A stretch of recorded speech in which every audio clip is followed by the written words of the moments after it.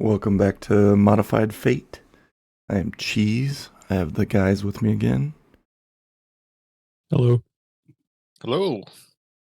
This time around, we've made rosters with the three recent models. I got the Wrecking Crew. Wheelman got Mephisto, and Blackcraft wanted Abomination.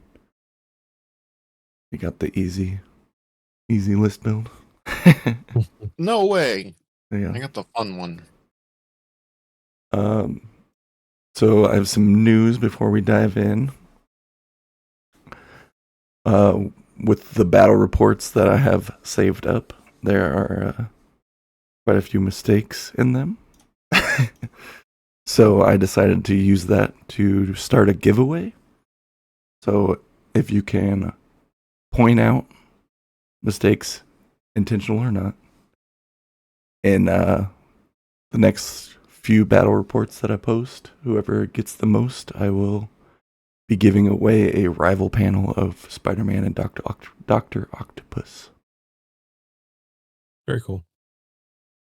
And Asking people to point out mistakes on the internet is... Yeah, it's going to be great. It's going to be pretty. We're going to have millions.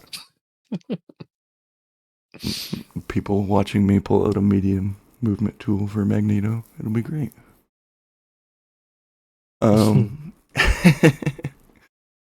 So, in addition to that, we are going to change up the format for our next couple podcasts, or probably beyond. We're going to be reviewing old boxes, since we've got a while till the next box comes out. Going to be doing that, viewing the models, the tactics cards in them, etc.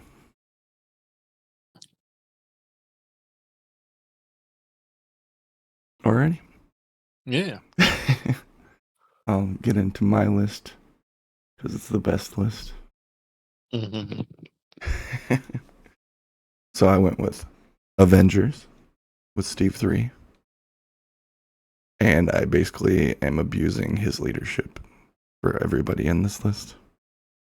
So the Wrecking Crew needs stun or stagger for their good attacks to do anything relevant. So Luke Cage only needs a hit wild with Steve to get his stagger on his Power Man punch. That's why he's there. Deadpool has stun on the duodenum poke, I think. No, I don't remember why he's here. Black Widow staggers, Black Cat staggers, Shocker stuns and staggers, Shang-Chi stuns and staggers, Spider-Woman stuns, Ulick can stagger, and then that leaves the Wrecking Crew to be able to just bulldoze and then beam 4 twice and throw basically anything that's staggered in the beam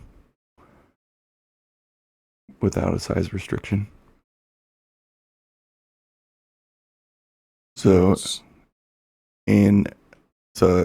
Steve makes Shang-Chi's stagger basic punch a little easier too. It makes the wild triggers for Shocker easier. Black Cat doesn't need it.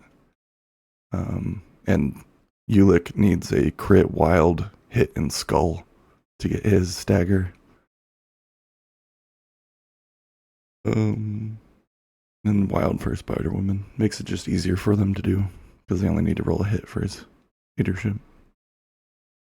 And then I have none of the other crises matter that much here, but Fisk stuns, which leads into the pile driver, into the beam to throw.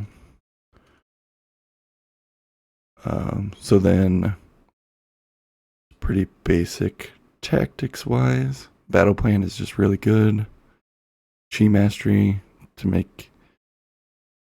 That probably should get cut, honestly, because it's not as important with Steve's leadership.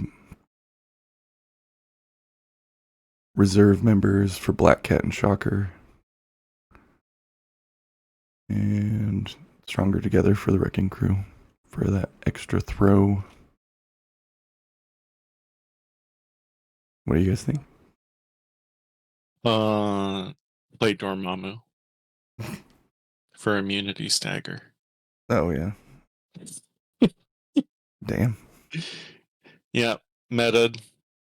No, the once you sit down and you have made team stagger, it starts to get very scary because I don't like having half an activation, even if I Yeah. have somebody with a kind of activation equity. And it's fairly cheap in here too. It's the zero cost attacks on Cage and Shang. And then it's 4 on Shocker and 2 from Black Cat, 2 from Black Widow. Pretty cheap. Or if they Yeah, just get a stun off, then they do a pile driver to stagger them. Like we said I said in the Wrecking Crew panel to play, that wild on pile driver is like the crux of their model. And Cap makes it easier.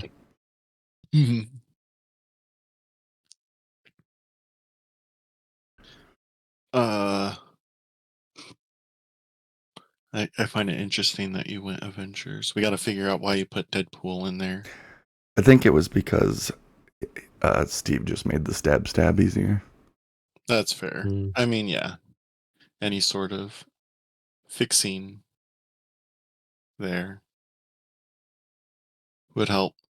I noticed on the stream while we're here, if you highlight it and do your mouse wheel, you should be able to Zoom increase in the further. zoom. Oh. Also, it looks like I'm at an angle, apparently. So that might be helpful. Dang. Did you go over your crisis? Like, what did you build? Or your crisis is generic? They're pretty generic. Senator's here is to troll you, and then Fisk is to give stun out. Okay. So here's a thought I had. Are we going to try and play these teams against each other? I mean, if you want to play could do against that. Team Stagger here, yeah. Do I want to? No, but once we all have the theme of we've revealed our theme teams here effectively, it might be fun to just play them against each other in like a mini round robin. Yeah, that'd be cool. I mean, I don't want to play against that junk either, but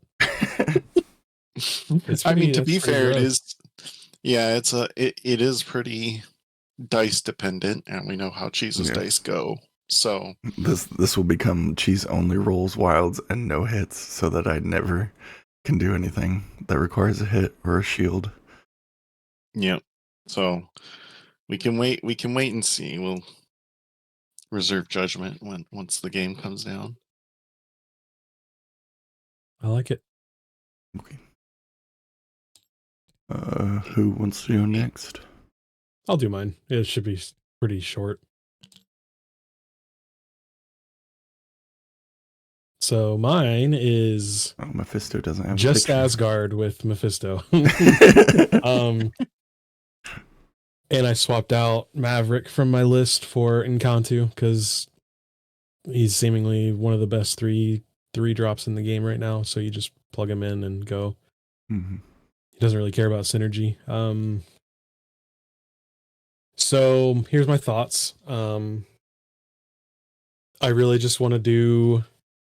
I was something I listened to earlier. They were concerned about Mephisto. Well, maybe not concerned, but Mephisto needs some power, and going into the stun list, if you're stunned all the time, your tokens will get you around that because you get the tokens get you Power for each. individual instances of power. Mm-hmm. So you'd get your 1 power for the phase, and then assuming you had 1 to 3 tokens, you would get 1, 1, 1. So you would get around that, and then you would be able to do his beam. Yeah, the termination clause. But I think it would be fun to finally use Trickster's Boon to help make that happen and get a VP out of it as well. And with a beam attack, you set yourself up for more opportunities to get that one VP. And you don't necessarily have to worry about his power because Loki just gives him the power to do his beam. Mm-hmm. So I tried doing a list as with Mephisto as the leader, and it was just a bunch of random junk because nobody really cares about Incinerate as far as like Yeah, not like they do Bleed for Dracula. yeah, there's no like synergy with it really. So he's more of just a bunch of random good stuff. And that didn't really interest me. So this is basically my wheelhouse, what I've been playing for the last couple months with a slot opened up for him. Mephisto. Yeah, it would have been Mephisto Pyro good stuff. Otherwise, right? And like I've got Bob in here for the basically the free health. Yeah. Um So basically, Bob on his injured side, if he bodyguards for Mephisto and keeps dazing, he just stays there forever. and then in turn we can continue to generate tokens for Encantu.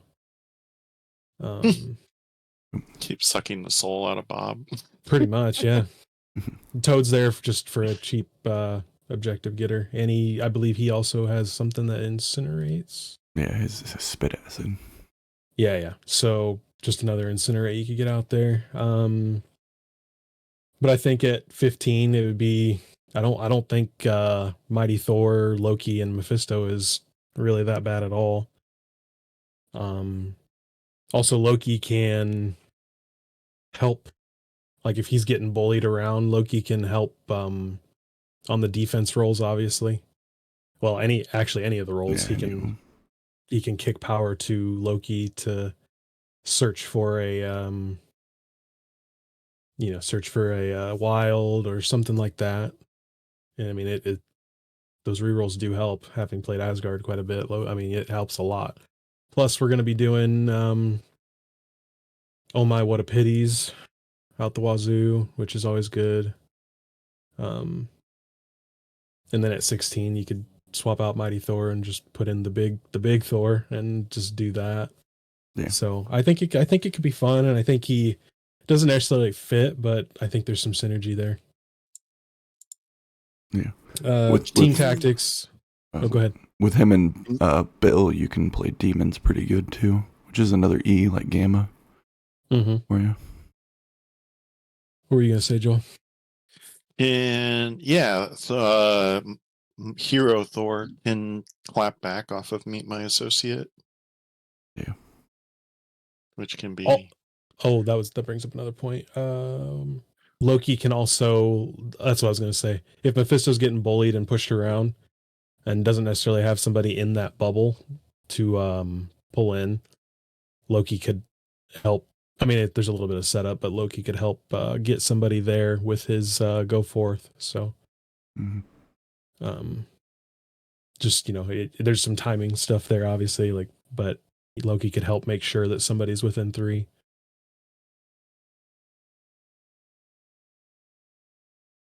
But team tactics, nothing crazy.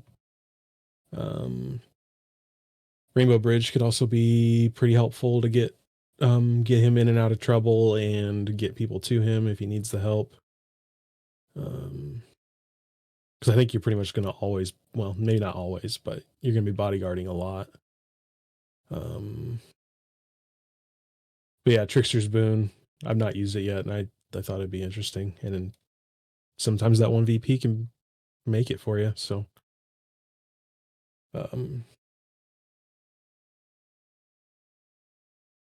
there is a bit of a downside, obviously, giving away a VP, but yeah, I don't think I've ever read this card, to be honest.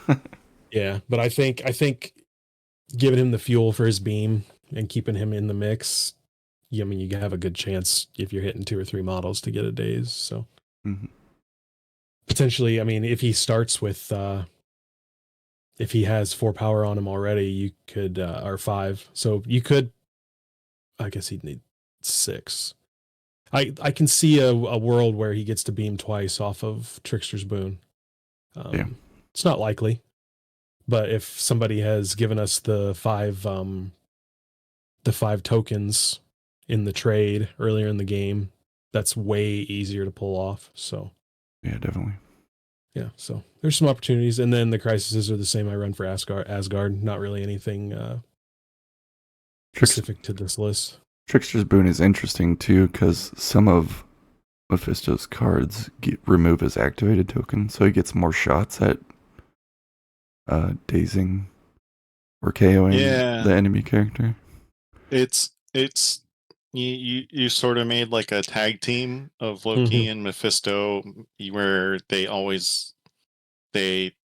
synergize in this sort of no good winning situation for your opponent, like no good choices. Mm-hmm. And if you set the bubble up right, the more let me see. Do you get? I forget. I haven't played them in like 3 weeks, and I forgot all about them. After an attack targeting. Okay, so yeah, so the oh my what a pity doesn't work off of Mephisto's attacks, um, but yeah, there's opportunities, and it seemed like there was quite a bit of synergy, so I just went for it. Yeah. There's a lot of good beefy targets to take the hit from Mephisto and Asgard. Right? Yeah, like I'd be okay. I'd also be okay pulling Thor, up the board, range 3, getting him charged up to do in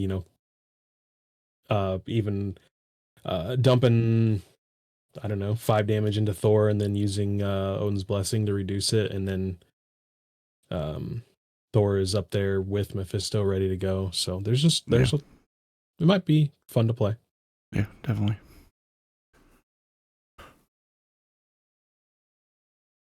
All right. Yeah, that's me. So over to Blackcraft. Let's see what kind of jank this guy's pulled out. I didn't do the obvious thing. Oh, okay. I The didn't reason play I didn't play Hydra with Wrecking Crew is because I thought you would use it. No, I specifically went away from Hydra because it felt obvious. I'm sure it's great, but I specifically went Criminal Syndicate. I went Crimson because I found some combos and I was very happy with them.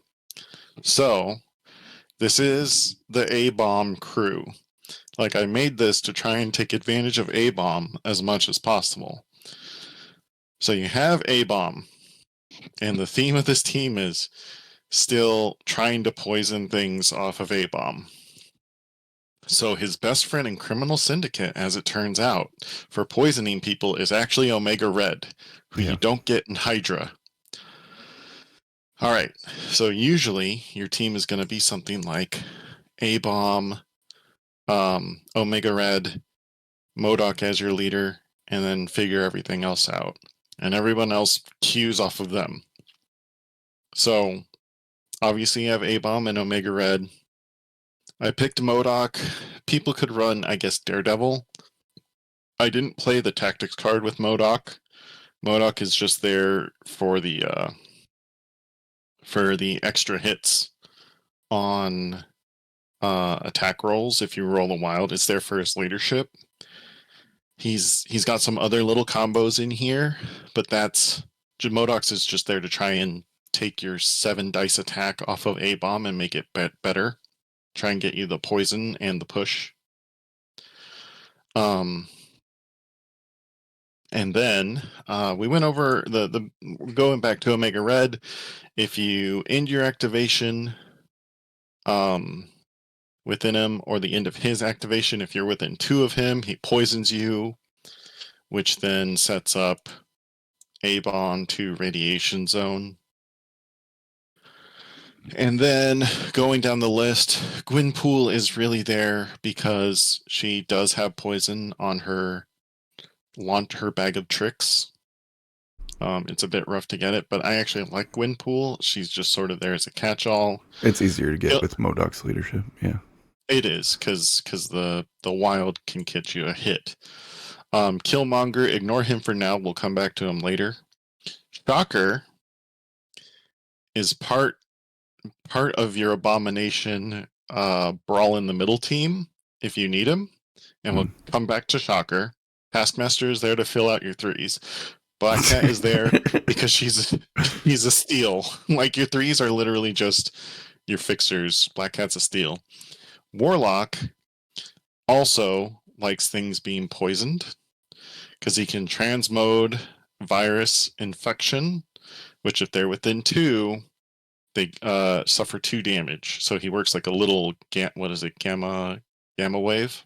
No, it's more similar to Omega Red because he takes damage too. That's right. Fair enough. And then Wong is there because if we're gonna, Abomination only has gainers on his attacks. Yeah. Wong is there to potentially give an extra power, or if you need some brawling heal. Wong is just there.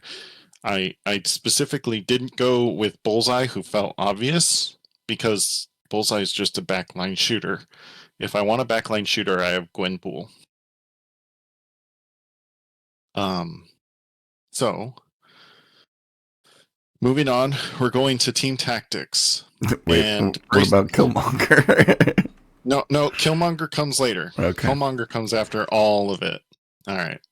So, team tactics, brace and sacrifice are they're just your restricteds. Warpath is there to get your Abomination and or Omega Red up the field, because if you can Warpath your like Omega Red up the field and stop him, then when they end their activation, he poisons them. Warpath is a fun combo card. Survival is also for your Abomination or your Omega Red, because if you survival your Omega Red, his, what's it called again? His passive Death Spores will still potentially trigger on them because survival only stops reactive superpowers or team characters. So it doesn't stop his passive from going off. So there's a combo. Recal Matrix is there because it's Recal Matrix. Gamma Burst is there because it's the big fun Abomination Poison ability. Self-Help is there for Warlock. That's his card that can poison other people, and then he gains power off of that. Carbon Adium Synthesizer is just Omega Red's card for trying to keep him alive. All According to Plan is your Crimson card for just being a good Crimson card to try and steal initiative. And the big combo piece is Shadow Organization. During the power phase, you can pay 2. Enemy characters must be within 2 of characters that spent power to target them with attacks this round. Okay, so if you'll notice, Omega Red, Death Spores is range 2. A-Bomb, Radiation Zone is within 2. Gamma Burst is within 2. Shocker's Vibrational, or if the ground is rocking, is within 2.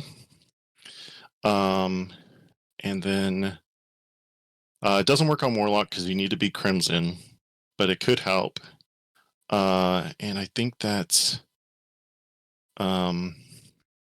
basically it. So all those little pieces, the Shadow Organization potentially forces them into your 2-inch zone around A-Bomb or Omega Red to try and get their effects off. So it forces them to come in whether they like it or not. So they can't stand back and hit you from range 3 or whatever. So that is the big Wombo combo, is Shadow Organization to force everybody comes in. And even Taskmaster, he has Martial Artist within 2.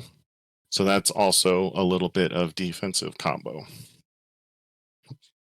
So, all that in mind, we go to the crises. Fear. I have Fear Grips Hammers. You can pick this up turn 1 with A-Bomb or MODOK, since they're both large bases. Scrolls is Scrolls. Montesi is a E that you can also pick up with MODOK or A-Bomb. Intrusions is sort of a like midline fight, but you can also teleport around, which can potentially trigger Radiation Zone or Gamma Burst when they are not ready for it. Mayor Fisk I played because it's another in the middle fight, which doesn't hurt A-Bomb as much since he only typically has gainers, and he has gainer on his defense. And you're probably also bringing Wong. So if you're concerned about the stunting your power gain, Abomination sort of comes in with a little bit of stunt, and he's already making up for it. And then the last one is Gamma Wave, which forces people in the middle and forces people within basically two range 2 bubbles or take damage, which again is perfect for Omega Red and Abomination to poison people and then use their effects. So that is the whole team. You waited this long for Killmonger. I honestly thought we'd never get here. And here's what Killmonger is for. So Killmonger is there for when your opponent meted you and brought Inhumans. And so now you can't poison anything, so you're just gonna go for attrition and you just bring Killmonger to try and kill stuff. That's all he's in there for. He doesn't work with any of the other stuff. He doesn't really have synergy. He's just a good killer. What a letdown. Yeah. He's just a good attrition piece that you swap out for Omega Red because you can't poison their team because they're playing like Inhumans or Cable or something like that. Because they just have, that's literally it. That's what Killmonger's for. He's just there to pre-meta your meta. I'm so disappointed. And he synergizes with MODOK. He still works with like Warpath. So, and he can benefit from Shadow Organization because his basic attack is only within 2. He's got a charge. That is literally the setup for Killmonger. Welcome to my TED Talk. That was it. Thank you for coming to my TED Talk. There is my Abomination theme team. I am very proud of this team because it weirdly all works. I feel it's all got like little synergies that is literally just get people within 2, gamma wave them. Get people within 2, poison them, gamma wave them. Wow. That's something. I am really proud of this team. Well, it's weird. This team, I like thought about it. And then once I put Shadow Organization in, I was like, okay, well, who else works within 2? And it's like, okay, well, Shocker's in easy there. Because he is, while they're within 2, they roll 1 less die. He becomes a good bodyguard. It helps with MODOK keeping his range superiority. And then just all the various effects that happen within 2. So in theory, you're just pulling people in. You're trying to create a vortex. And there's just a bunch of little synergies here and there. Warlock into MODOK. MODOK can pass off damage.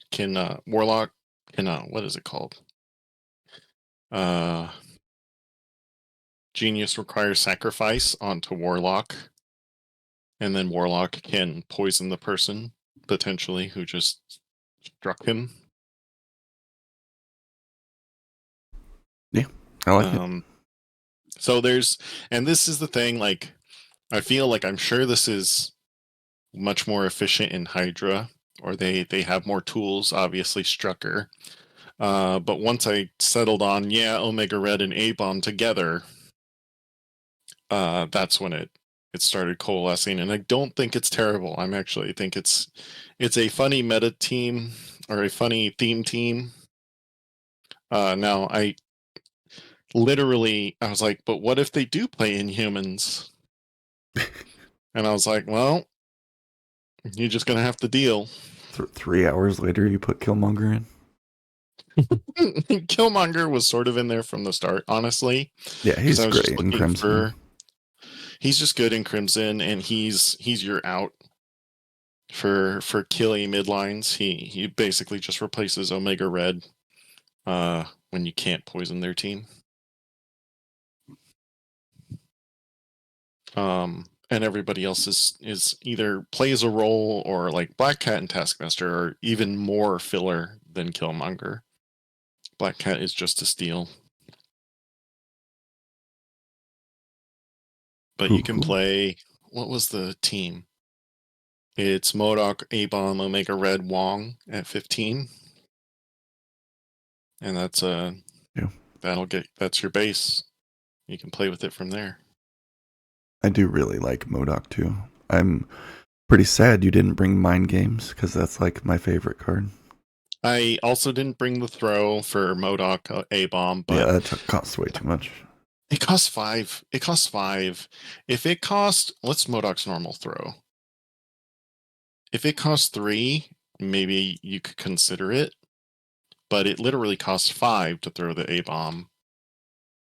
Yeah. And MODOK doesn't have like excellent power generation. So No, he's spending it all the time.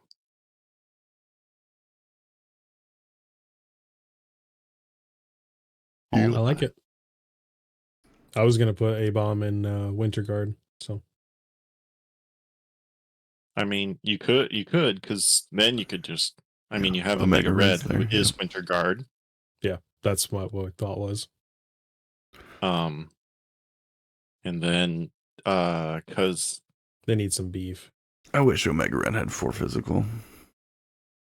So bad. Yeah, he dies shockingly easy.